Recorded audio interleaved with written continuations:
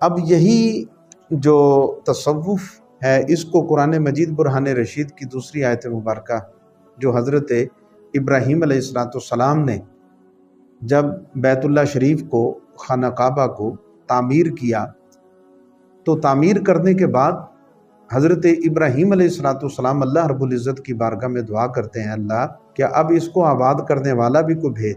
تو جو حضرت ابراہیم علیہ السلام نے دعا کی تھی سورہ البقرہ کے اندر، ہم اس دعا کو اور مسلمان کا بچہ بچہ اس دعا کو بخوبی جانتا ہے۔ حضرت ابراہیم علیہ السلام نے کیا دعا کی تھی؟ ربنا وابعث فیہم رسولا منہم یتلو علیہم آیاتک وَيُعَلِّمُهُمُ الْكِتَابَ وَالْحِکْمَةَ۔ پھر اللہ کی بارگاہ میں کیا کہا؟ وَيُزَكِّيهِمْ إِنَّكَ أَنْتَ الْعَزِيزُ الْحَكِيمُ۔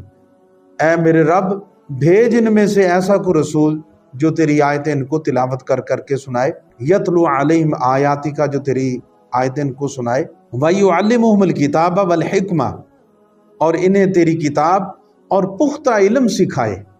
اب یہ اس آیت مبارکہ سے بالکل واضح طور پر اب دیکھیے، یتلو علیہم آیاتک یعنی تیری آیتیں پڑھ پڑھ کر سنائے، وَيُعَلِّمُهُمُ الْكِتَابَ وَالْحِکْمَةَ جو کتاب کا علم سکھائے، حکمت کا علم سکھائے، ان کو حکمت سکھائے۔